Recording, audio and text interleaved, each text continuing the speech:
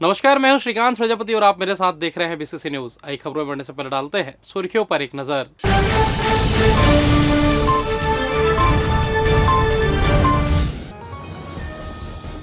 महापौर ने ली एमआईसी बैठक, समुचित विकास की योजनाओं पर लगी मुहर। रतनपुर में कछुओं की मौत का मामला, मंदिर प्रबंधन ने की जांच की मांग। संपत्ति कर चुकाने बड़ी मोहलत, नगर वासियों को मिली राहत। अरपा तट संवर्धन कार्य में लापरवाही, एजेंसी को लगा 35 लाख का जुर्माना। तो ये थी सुर्खियां, अब खबरें विस्तार से। निगम चुनाव के संपन्न होने के बाद विकास भवन के दृष्टि सभा कक्ष में एमआईसी की बैठक का आयोजन किया गया, जिसमें मेयर पूजा विधानी, सभापति विनोद सोनी, निगम कमिश्नर अमित कुमार के अलावा निगम अधिकारी और एमआईसी मेंबर मौजूद रहे। बैठक के दौरान शहरी विकास और स्मार्ट सिटी योजनाओं के क्रियान्वयन पर विस्तार से चर्चा हुई। बता दें, बिलासपुर नगर निगम का बजट पेश होने वाला है, जिसके तहत एमआईसी की बैठक भी संपन्न हो गई है। वहीं बजट को लेकर मेयर पूजा विधानी ने बताया कि इस बजट में सभी वर्गों को सम्मिलित किया गया है। साथ ही सड़क, नाली, बिजली के अलावा बुनियादी सुविधाओं पर ध्यान दिया जा रहा है। इसके साथ ही गर्मी को देखते हुए जहां पानी की किल्लत है, वहां टैंकर के माध्यम से पेयजल की व्यवस्था करने के निर्देश दिए गए हैं। उन्होंने बताया कि बजट में वर्किंग वीमेन के लिए पिंक टॉयलेट के साथ ही फ्लाईओवर का निर्माण कर बाईपास से शहर को जोड़ने की तैयारी है। देखिए, बजट में पूरी सभी वर्गों को सम्मिलित करते हुए, जनता की सुविधाओं को देखते हुए, प्राथमिकता से नल और जल के माध्यम से शुद्ध पेयजल देने के लिए हमने बजट में ज्यादा प्रावधान रखा है। और साफ सफाई का, क्योंकि इसके बाद गर्मी भी बहुत जल्दी आने वाला है, तो गर्मी के लिए हम विशेष रूप से वार्डों में जो नालियां हैं, छोटी छोटी नालियां, उसको भी साफ सफाई का भी इस बजट में हमने प्रावधान रखा है। और सभी बहुत सारे मतलब बुनियादी सुविधाओं का, रोड, नाली है, ये सब का भी बजट में जो है रखा। कुछ नए प्रोजेक्ट्स पर ध्यान है इस बार। जिस तरीके से हमने चुनाव में वादा किया था वर्किंग वुमेन के लिए पिंक टॉयलेट का, उसको भी बजट में सम्मिलित किया गया है। और फ्लाईओवर वगैरह का भी हमने मतलब बाईपास से जो है शहर को जो है व्यवस्थित रखने के लिए और ट्रैफिक को व्यवस्थित करने के लिए ये सब रखा गया है। शुक्रवार को मां कर्मा महिला मंडल वैश्य साहू समाज द्वारा समाज की संस्थापक संरक्षक स्वर्गीय रजनी देवी सुखदेव प्रसाद साहू की स्मृति में कार्यक्रम का आयोजन किया गया था। वैश्य साहू समाज भवन गोड़पारा बिलासपुर में आयोजित इस कार्यक्रम में भजन संग्रह, पुस्तक विमोचन सहित कन्या भोज भी रखा गया था। इस दौरान प्रभात साहू और दीपक साहू ने जानकारी देते हुए बताया कि समाज के संस्थापक संरक्षक स्वर्गीय रजनी देवी सुखदेव प्रसाद साहू द्वारा साहू समाज के उत्थान के लिए अपने जीवन काल में 15 सालों तक संघर्ष करती रही, जिनके अथक प्रयासों से आज वैश्य साहू समाज भवन गोड़पारा की विधिवत स्थापना हो सकी थी।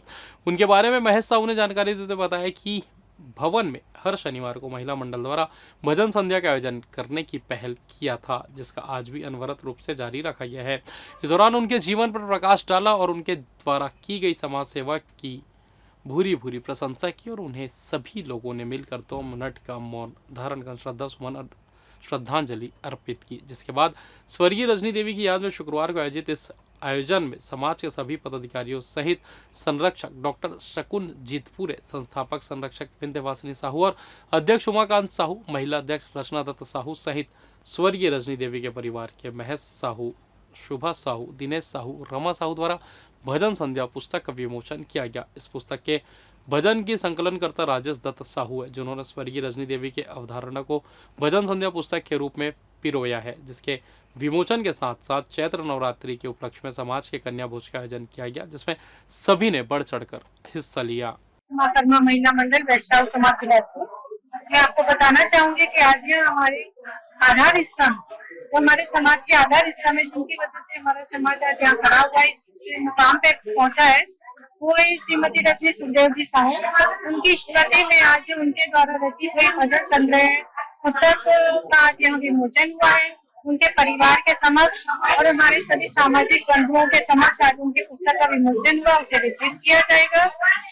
और हमेशा कोशिश यही रहेगी कि हम उनके पद चिन्हों पर चढ़ के आगे बढ़े और निरंतर हमारा समाज आगे बढ़ते रहे।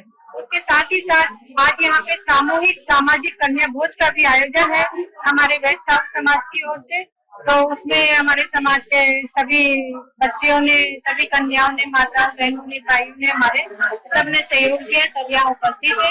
तो मैं इन सबका आभार व्यक्त करती हूँ। हमारे कर्मा महिला मंडल की जो संस्थापक सदस्य रही श्रीमती रजनी साहू, रजनी कुशदेव साहू, इनके द्वारा भजन संकलन के रूप में एक पुस्तक छापी गई है। उसके संकलन करता हमारी रजनी रचना साहू जी हैं, जो कि कर्मा महिला मंडल की अध्यक्षा है वर्तमान में।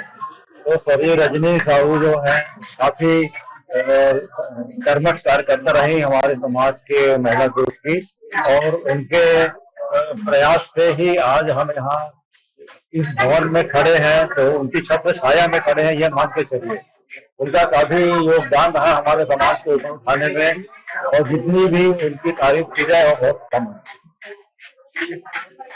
उनकी याद में ही आज हम यहाँ पर एकत्र हुए हैं और उस पुस्तक का विमोचन किया गया है, जो कि उनके द्वारा संचालित एक भजन के रूप में पुस्तक उन्होंने बनाई है। उस पुस्तक के संकलन करता है श्रीमती रचना साहू। परिचय देंगे। प्रदेश के कर्मचारियों के हित में लड़ने वाली छत्तीसगढ़ प्रदेश लिपिक वर्गीय शासकीय कर्मचारी संघ ने कर्मचारी हित में पुनः पहल किया है, जहां लिपिक संघ के महामंत्री सुनील यादव ने प्रदेश के शासकीय सेवकों और उनके परिवार के द्वारा निजी गैर मान्यता प्राप्त हॉस्पिटलों में इलाज के पश्चात कार्योत्तर स्वीकृति में विलंब होने की समस्या को दूर करने की मांग की है, जिसको लेकर लिपिक संघ ने स्वास्थ्य विभाग के प्रमुख अधिकारियों से उचित पहल करने की मांग की है। उन्होंने मीडिया से रूबरू होकर बताया कि प्रदेश के शासकीय सेवकों और उनके परिवार के आश्रित सदस्यों को उपचार कराने हेतु राज्य अंतर्गत के अलावा राज्य के बाहर स्थित निजी चिकित्सालयों में इलाज कराने कार्योत्तर स्वीकृति आदेश प्राप्त करने में विलंब होता है। इस संबंध में संघ के ध्यान में आया कि कर्मचारियों के द्वारा अपने संस्था प्रमुखों के माध्यम से कार्यालय संचालक चिकित्सा शिक्षा में कार्योत्तर स्वीकृति प्रदान करने हेतु आवेदन आते हैं, लेकिन संस्था प्रमुखों तक आपके कार्यालय से कार्योत्तर स्वीकृति के लिए 6 महीने से 1 साल का समय लग जाता है, जिसको लेकर शासन स्तर से उचित पहल करने की जरूरत है, ताकि स्वास्थ्य रूप से अकुशल कर्मचारियों को प्रक्रिया रूपी समस्याओं से न जूझना पड़े। चिकित्सा प्रतिपूर्ति कर्मचारियों के लिए एक बहुत ही एक आवश्यक चीज है, जिसमें कभी भी अचानक भयानक में कर्मचारियों के स्वास्थ्य में कब प्रतिकूल असर आ जाए ये कहीं कहा नहीं जा सकता। चिकित्सा प्रतिपूर्ति का जो नियम है ये कठिनाई भरा हुआ है और काफी एक लंबा समय तय करता है। यदि आप मान्यता प्राप्त हॉस्पिटल से नहीं है तो उसमें कार्योत्तर स्वीकृति प्राप्त करने की जो प्रक्रिया है, संस्था से लेकर के उच्च कार्यालय तक के जाना, डीएमई तक जाना, और वहां की पूरी एक प्रक्रिया जिसमें कर्मचारी कहीं ना कहीं चिकित्सा प्रतिपूर्ति प्राप्त करने में थकान सी आ जाती है और कर्मचारियों के मनोबल पर भी विपरीत असर पड़ता है। तो ऐसे समय में कर्मचारी संघ जो है इस बात को संज्ञान में लेते हुए कल ही हमने किरण कौशल जी को ज्ञापन एक दिया हुआ है, जिसमें मांग की है कि प्रतिपूर्ति की राशि जल्द से जल्द और सरल प्रक्रियाओं के माध्यम से होते हुए कर्मचारियों को प्राप्त हो जाए। जिसमें बहुत बार ऐसा भी देखने में आया कि 1 लाख रुपए की यदि मांग है, अगर कर्मचारी ने खर्चा किया तो 75 से 80 हजार रुपए तक ही उनको पैसे मिलते हैं। हमारी मांग थी कि कैशलेस पद्धति को भी लागू किया जाए और साथ में ये सारी प्रक्रियाओं को सरलीकरण भी किया जाए। तो अभी तक का ये देखने में आया, जो कार्यालय से ये भी जानकारी आई कि बहुत जल्दी सारी प्रक्रियाएं ऑनलाइन होने वाली है। पहले भी हमने शासन को इस स्तर पर ज्ञापन दिया था और मांग भी की थी कि सरलीकरण करें, तो ये एक ऑनलाइन पद्धति आने की बात वहां से हमको जानकारी मिली है। यदि ये प्रक्रिया होती है तो कहीं ना कहीं थोड़ा सा सरलीकरण होगा, लेकिन पेचीदा जो है उनमें कम से कम करे शासन, ये हमारी मांग है। इधर छत्तीसगढ़ से गुजरने वाली कई ट्रेनों को रद्द कर दिया गया है। रेलवे प्रशासन ने यात्रियों के लिए जरूरी सूचना जारी की है। जानकारी के मुताबिक रायगढ़ झारसुगड़ा सेक्शन में कोतरिया रेलवे स्टेशन को चौथी लाइन से जोड़ने का काम चल रहा है। इसके साथ ही खुर्दा मंडल के मेरा मंडली हिंदोल रोड सेक्शन में तीसरी और चौथी लाइन को मेरा मंडली स्टेशन से जोड़ा जाएगा। यह काम 15 से 24 अप्रैल तक चलेगा, जिसके चलते ट्रेनों की आवाजाही पर असर पड़ा है। मुंबई और हावड़ा के बीच चलने वाली लोकप्रिय गीतांजलि एक्सप्रेस को 13 अप्रैल से 26 अप्रैल तक रद्द कर दिया गया। पहले यह ट्रेन 11 से 24 अप्रैल तक रद्द थी, लेकिन अब इसकी अवधि बढ़ा दी गई है। इसके अलावा पुरी और जोधपुर के बीच चलने वाली ट्रेनों पर भी असर पड़ा है। पुरी से जोधपुर जाने वाली 16 अप्रैल को यह ट्रेन रद्द रहेगी, जबकि जोधपुर से पुरी जाने वाली ट्रेन 19 अप्रैल को नहीं चलेगी। एलटीटी और पुरी के बीच चलने वाली ट्रेनें भी प्रभावित है। एलटीटी से पुरी जाने वाली ट्रेन 13 अप्रैल को रद्द रहेगी, जबकि पुरी से एलटीटी लौटने वाली ट्रेन 15 अप्रैल को नहीं चलेगी। गांधीधाम पुरी एक्सप्रेस 18 अप्रैल को और पुरी गांधीधाम एक्सप्रेस 21 अप्रैल को रद्द रहेगी। इंदौर पुरी एक्सप्रेस 15 और 22 अप्रैल को रद्द रहेगी। वहीं पुरी से इंदौर लौटने वाली ट्रेन 17 और 24 अप्रैल को नहीं चलेगी। रेलवे प्रशासन ने यात्रियों से यात्रा से पहले ट्रेन की स्थिति चेक करने की अपील की और असुविधा के लिए खेद भी जताया है। नगर निगम commissioner Amit Kumar smart city योजनाओं के तहत चल रहे कार्यों को लेकर काफी गंभीर नजर आ रहे हैं, जिसके तहत काम में लापरवाही बरतने वाले ठेकेदार को ब्लैक लिस्टेड कर दिया गया है। बता दें, राजीव गांधी चौक से तैयबा चौक तक बन रहे दिव्यांग फ्रेंडली फुटपाथ प्रोजेक्ट में अनियमितता पाए जाने पर ठेकेदार कमल सिंह ठाकुर को 5 साल के लिए ब्लैक लिस्टेड कर दिया गया है। वह अब किसी भी सरकारी निविदा में भाग नहीं ले सकेंगे। नगर निगम और स्मार्ट सिटी प्रबंधन ने स्पष्ट कर दिया है कि लापरवाही बर्दाश्त नहीं की जाएगी और तय समय सीमा में काम पूरा नहीं करने वाले ठेकेदारों पर आगे भी सख्त कार्रवाई की जाएगी। चूंकि एफडीआर में एक कमेटी बनी थी उस संबंध में, और कमेटी ने जांच रिपोर्ट में पाया कि जो एफडीआर है वो एफडीआर की जो डुप्लीकेट रखा गया था, ओरिजिनल को निकाल दिया गया था। तो इस कारण उस संबंधित को दोषी मानते हुए ठेकेदार को 5 साल के लिए प्रतिबंधित किया गया है और उस पर कार्रवाई की गई। शुक्रवार को मेयर पूजा विधानी सालों पुरानी मंदिर माता रानी का दर्शन करने पहुंची। आपको बता दें कि टाउन हॉल के पीछे मां दुर्गा का मंदिर है, जो अविभाजित छत्तीसगढ़ के समय की है, जब छत्तीसगढ़ मध्य प्रदेश हुआ करता था। इस मंदिर में सालों पुरानी मां दुर्गा की मनमोहक प्रतिमा है, जहां सभी की मनोकामना पूरी होती है। वहीं पहली बार टाउन हॉल पहुंची मेयर पूजा विधानी ने नवरात्रि के पावन अवसर पर माता रानी का दर्शन करने पहुंची और नगर वासियों की सुख समृद्धि की कामना करते हुए बिलासपुर को स्वच्छ और सुंदर बनाने के साथ ही नगर निगम को जनता के अनुरूप चलाने की प्रार्थना की। आज पहली बार हम टाउन हॉल में बैठने आए हैं। विकास भवन में तो हम बैठते हैं, तो यहाँ भी नवरात्रि में जो है पंडित जी का कहने पे जो हम यहाँ आए हैं और माता रानी के दर्शन किए हैं और नगर निगम और नगर वासियों के लिए सुख समृद्धि का कामना करते हैं और नगर निगम बहुत अच्छे से चले और जनता के अनुरूप हम काम कर सके, उनको सुख सुविधा दे सके, बुनियादी सुविधा दे सके और इस बिलासपुर शहर को स्वच्छ और सुंदर बना सके, ये माता से कामना किए हैं। 25 मार्च को रतनपुर स्थित महामाया मंदिर परिसर में कुंड के बाहर लगभग 2 दर्जन कछुओं की मौत की खबर तेजी से प्रसारित हुई। इस खबर के बाद हर तरफ चर्चा का बाजार गर्म हो गया। चूंकि कछुआ संरक्षित प्रजाति में आता है, इसलिए इस मामले में जांच की मांग उठ गई। हाईकोर्ट ने भी खबर छपने के बाद इस मामले को संज्ञान में ले लिया और जांच शुरू हो गई। वर्तमान में कछुओं की मौत को लेकर जांच चल रही है, लेकिन इसी बीच महामाया मंदिर प्रबंधन को सवालों के घेरे में खड़ा कर दिया गया है। इसी बात से आहत होकर शुक्रवार को महामाया मंदिर ट्रस्ट के अध्यक्ष आशीष सिंह ठाकुर, उपाध्यक्ष सतीश शर्मा, मुख्य पुजारी एवं मैनेजिंग ट्रस्टी पंडित अरुण शर्मा, कोषाध्यक्ष रितेश जुनेजा, ट्रस्टी विनोद गोरख, शैलेंद्र जायसवाल और मंदिर के सक्रिय सहयोगी एपी त्रिपाठी ने बिलासपुर प्रेस क्लब पे पहुंचकर पत्रकारों से चर्चा की। सभी ने मांग की कि जांच पूरी निष्पक्ष तरीके से होनी चाहिए। मंदिर प्रबंधन हर तरह से जांच में सहयोग कर रहे हैं। अध्यक्ष आशीष सिंह ठाकुर ने सवाल उठाया कि महामाया मंदिर ट्रस्ट इस घटना में कैसे शामिल हो सकता है और षड्यंत्र कैसे कर सकता है। उन्होंने कहा कि सीसीटीवी में मछली मारते दिख रहे व्यक्ति को वह नहीं पहचानते और इसमें किसी षड्यंत्र की बू आ रही है, जो जांच के बाद ही स्पष्ट होगा। मुख्य पुजारी एवं मैनेजिंग ट्रस्टी पंडित अरुण शर्मा ने बताया कि फॉरेस्ट डिपार्टमेंट के अधिकारी जांच के लिए रतनपुर मंदिर पहुंचे थे, जिन्हें ट्रस्ट के सभी लोग पूरी तरह से सहयोग कर रहे हैं। कोई भी बात उनसे छुपाई नहीं जा रही है। विभाग के अधिकारी वीडियो फुटेज और सीसीटीवी का डीवीआर लेकर गए हैं और जांच चल रही है, मगर ऐसा माहौल बना दिया है कि मंदिर प्रबंधन इस मामले में पूरी तरीके से दोषी है, जबकि ऐसा नहीं है। उन्होंने कहा कि मंदिर के सहयोगी आनंद जायसवाल को ट्रस्टियों ने कुंड से बदबू आने के कारण साफ सफाई कराने को कहा था। मछली को भी हटाने कहा गया था, जिसमें 23 मार्च को आनंद जायसवाल ने मछली निकाला, जिसे रतनपुर बाजार में बेचने के बाद उस पैसे को लाकर ट्रस्ट में जमा किया। 23 तारीख की रात को कछुए कुंड से बाहर नजर नहीं आए। अचानक 25 मार्च की सुबह लगभग 2 दर्जन कछुए मृत पाए गए, जो किसी षड्यंत्र का हिस्सा हो सकता है। ट्रस्ट के सभी लोगों ने एक सुर में कहा कि इस मामले की गहराई से जाँच होनी चाहिए, जो बदनामी का दंश ट्रस्ट के नाम आ रहा है वह स्पष्ट हो सके। महामाया मंदिर के कुंड में दिनांक 25/3/2025 को 2 दर्जन कछुए मृत अवस्था में पाए गए। उसके संबंध में ट्रस्ट अपना पक्ष रखने के लिए ये प्रेस कॉन्फ्रेंस आयोजित किया गया है। नगर निगम द्वारा समय समय पर अतिक्रमण पर कार्रवाई की जाती है। इसी कड़ी में निगम की टीम ने सड़क किनारे बने फुटपाथ में किए गए अतिक्रमण पर कार्रवाई करते हुए अतिक्रमणकारियों के सामानों को जब्त कर लिया गया। निगम का अतिक्रमण दस्ता शहर के चौक चौराहों और सड़क किनारे ठेलों गुमटी लगाकर व्यवसाय करने वालों को लगातार समझाइश देते। इसके बावजूद वे अपनी हरकतों से बाज नहीं आते, जिसे देखते हुए सत्यम चौक से तारबार और Nehru Nagar smart city road के फुटपाथ से अतिक्रमण हटाने की कार्रवाई की गई। इस कार्रवाई में अतिक्रमण शाखा प्रभारी प्रमिल शर्मा, संतोष शर्मा, शिव बहादुर जायसवाल और निगम की टीम मौजूद रही। और फिलहाल यह वक्त तो चला छोटा सा ब्रेक का, मिलते हैं ब्रेक के बाद, कहीं जाइएगा नहीं। पिछले 17 वर्षों से रियल एस्टेट के क्षेत्र में दे रहे हैं अपनी सेवाएं और लगातार शहर की जनता को एक नई लिविंग लाइफस्टाइल।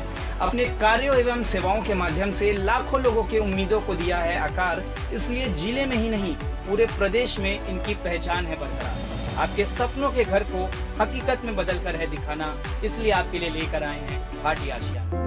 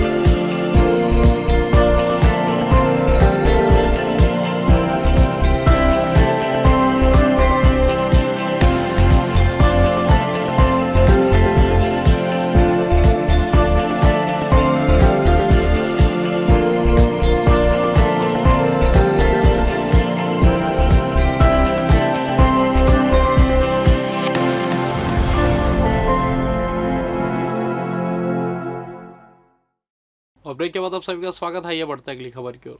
नगर निगम के संपत्ति कर के भुगतान में राज्य शासन ने विशेष छूट देते हुए इसकी समय अवधि बढ़ाकर 30 अप्रैल तक कर दिया है। इससे पूर्व 31 मार्च तक अंतिम तिथि निर्धारित की गई थी, जिसके बाद टैक्स के साथ जुर्माना भी देना पड़ता। पर अब 30 अप्रैल तक बिना विलंब शुल्क के नागरिक अपने संपत्ति कर का भुगतान कर सकते हैं। राज्य शासन ने आदेश जारी करते हुए कहा कि नगरीय निकाय में संपत्ति कर तथा विवरणी जमा करने हेतु निर्धारित अंतिम तिथि 31 मार्च 2025 निर्धारित है। वित्तीय वर्ष 2024-25 में लोकसभा निर्वाचन कार्य, निकायों का परिसीमन कार्य, मतदाता सूची पुनरीक्षण कार्य तथा स्थानीय निकायों का निर्वाचन आदि में आचार संहिता भी प्रभावी रही तथा उक्त कार्यों में निकायों के अधिकारी कर्मचारी भी संलग्न रहे। फलस्वरूप राजस्व आय संग्रहण की कार्रवाई प्रभावित हुई। जानकारी के अनुसार इस वर्ष संपत्ति कर और विवरणी जमा करने के लिए अंतिम तिथि में 30 दिन की विशेष छूट प्रदान करते हुए दिनांक 30 अप्रैल 2025 निर्धारित की गई है। साथ ही निकाय कर्मचारियों द्वारा घर घर जाकर संपत्ति कर संग्रहण करने एवं नागरिकों को ऑनलाइन भुगतान करने प्रोत्साहन करने के निर्देश दिए गए हैं, जिससे लोग संपत्ति कर का भुगतान समय पर कर सके।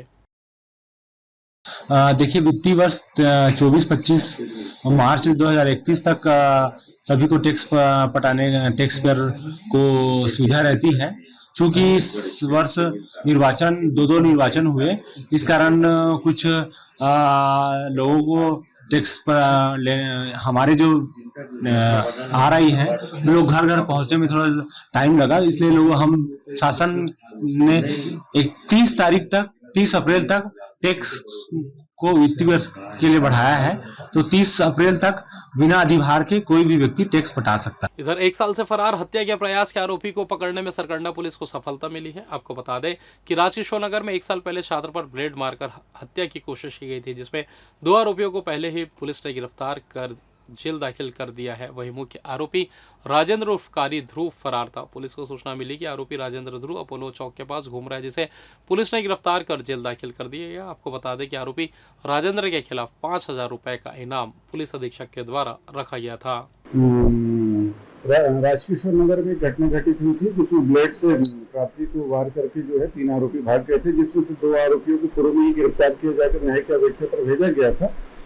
घटना दिनांक से ही राजेंद्र कारी ध्रुव नामक आरोपी जो है घटना दिनांक से घटना घटित कर फरार था, जिसके संबंध में माननीय पुलिस अधीक्षक महोदय द्वारा 5,000 को गिरफ्तारी के संबंध में जो है इनाम भी घोषित किया गया था, जिसे कल मूलभूत सूचना पर गिरफ्तार किया गया है। गिरफ्तार कर उसे विधिवत गिरफ्तार कर न्यायिक अपेक्षा पर भेजा गया। सरकंडा स्थित राम सेतु पुल के पास 2 अलग अलग घटनाओं में कुछ युवकों ने 2 अलग अलग लोगों को लूट कर फरार हो गए थे। इस मामले में पुलिस ने मोबाइल फोन, सोने का चैन और स्कूटी के साथ 2 आरोपियों को गिरफ्तार किया है। आपको बता दें प्रार्थी की रिपोर्ट और उनके बताए हुलिया के आधार पर पुलिस ने कार्रवाई करते हुए तीनों आरोपियों को गिरफ्तार कर लिया। उनके पास से जब्त मोबाइल फोन, सोने का चैन, रुपए और स्कूटी बरामद कर लिया। सभी आरोपियों को गिरफ्तार कर जेल दाखिल कर दिया गया है। आपको बता दें कि इस मामले की आरोपी सुमित उर्फ भोला जसपाल, देवेंद्र यादव और सुमित सिंह को लूट के मामले में पुलिस ने गिरफ्तार किया है। तीनों आरोपी राम सेतु पुल के पास खड़े होकर लोगों को डराते धमकाते थे, उनके पास सामान लूट लिया करते थे। बहरहाल तीनों आरोपियों को पुलिस ने गिरफ्तार कर जेल दाखिल कर दिया है। आने जाने वालों को लूट की घटना परिलक्षित हो रही थी, जिसको थाना सरकंडा में जो है लूट का अपराध पंजीबद्ध कर विवेचना की जा रही थी। प्रथम दृष्टया प्रकरण में 5 आरोपियों को गिरफ्तार किया गया है। आरोपियों को गिरफ्तार करके पूछताछ कर जो है उनकी अपराध स्वीकारोक्ति पर उनके कब्जे से जो है मसरूका बरामद किया गया है।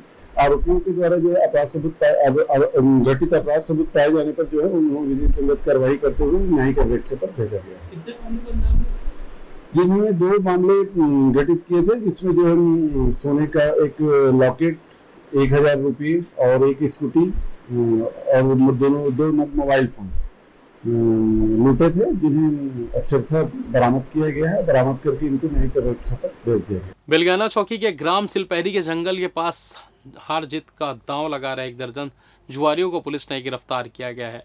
पकड़े गए जुआरियों के पास से पुलिस ने 13,000 रुपये नगद, 8 मोबाइल फ़ोन और 5 मोटरसाइकिल जब्त किया है। इस मामले में पुलिस ने बलराम सिंह, परमानंद दास, पिंटू, सुरेंद्र कुमार, राजू पटेल समेत 12 जुआरियों को गिरफ्तार किया गया है। पकड़े गए जुआरियों के खिलाफ पुलिस ने जुआ एक्ट के तहत कार्रवाई की है। छत्तीसगढ़ से गुजरने वाली 8 एक्सप्रेस ट्रेनों में सफर करने वाले यात्रियों को अब लंबी वेटिंग लिस्ट से राहत मिलने की उम्मीद है। रेलवे ने इन ट्रेनों में अतिरिक्त कोच जोड़ने का फैसला किया। इससे यात्रियों को कंफर्म बर्थ मिलने की संभावना बढ़ेगी। दुर्ग से निजामुद्दीन हमसफर एक्सप्रेस में एक अतिरिक्त AC3 कोच जोड़ा जाएगा। यह कोच दुर्ग से 11 अप्रैल 2025 और निजामुद्दीन से 12 अप्रैल 2025 से लगेगा।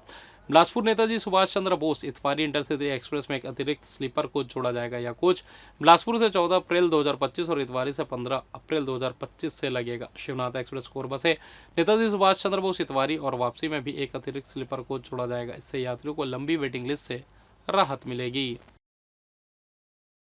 बाइक चोरी करने वाले फरार आरोपी को सरकंडा पुलिस ने गिरफ्तार कर लिया। आपको बता दें कि लोरमी के रहने वाले शेष नारायण जायसवाल अपनी मोटरसाइकिल से लाइब्रेरी गए हुए थे। इस बीच उनकी मोटरसाइकिल को अज्ञात आरोपी ने चोरी कर लिया था। इस मामले की रिपोर्ट थाने में दर्ज कराई गई थी, जहां पुलिस ने आदतन बदमाश सुमित उर्फ भोला जसवाल को हिरासत में लेकर पूछताछ की तो उसने अपना जुर्म कबूल कर लिया। पुलिस ने उसके पास से चोरी की गई मोटरसाइकिल बरामद कर ली और आरोपी को जेल दाखिल कर दिया है। दिनांक 19/3/2025 को एक HF डिलक्स मोटरसाइकिल चोरी की घटना घटित हुई थी, जिस पर थाना सरकंडा में अपराध पंजीबद्ध किया गया था प्रार्थी की रिपोर्ट पर, जिसकी पतासाजी की जा रही थी। कल एक सुमित उर्फ भोलू जायसवाल नामक व्यक्ति जो है उपरोक्त वाहन को उपयोग करने की सूचना प्राप्त हुई थी, जिस पर उपरोक्त व्यक्ति को हिरासत में लेकर पूछताछ की गई। उसके द्वारा दिनांक को घटना घटित करना स्वीकार किया। आरोपी के कब्जे से माल मसरूका बरामद कर उसे वैधानिक कार्रवाई करते हुए न्यायिक अपेक्षा पर भेजा गया। अरपा उत्थान एवं तट संवर्धन प्रोजेक्ट का कार्य गणपति इंफ्रास्ट्रक्चर द्वारा किया जा रहा है, जिसमें इंदिरा सेतु से शनिश्री रपटा तक नदी की दोनों ओर नाला, सड़क और सौंदर्यीकरण का कार्य किया जा रहा है। लेकिन वर्तमान में नदी की दाईं ओर इंदिरा सेतु से पुराना पुल तक बस प्रथम चरण को पूर्ण हो पाई है। वहीं ठेका कंपनी को शेष कार्य को जल्द पूरा करने का निर्देश मिलने के बावजूद कार्य में प्रगति नहीं लाने पर स्मार्ट सिटी के एमडी अमित कुमार के निर्देश पर ठेका कंपनी गणपति इंफ्रास्ट्रक्चर के खिलाफ कार्रवाई करते हुए 37.5 लाख रुपए का जुर्माना लगाया गया है। अरपा का जो प्रोजेक्ट था गणपति इंफ्रा, उन्होंने उनको बार बार हमने नोटिस दिया और समय पे काम पूरा करने के लिए उनको बोला, उनके द्वारा कार्य को गंभीरतापूर्वक नहीं लिया गया था। इस कारण जो उनको लीगल नोटिस जारी किया गया और उस पर फिर पेनाल्टी की कार्रवाई, अर्थदंड की कार्रवाई की गई है। और फिलहाल इस बुलेटिन में बस इतना ही। मुझे दीजिए इजाजत, फिर होगी आपसे मुलाकात। तब तक देखते रहिए बीसीसी न्यूज़। नमस्कार।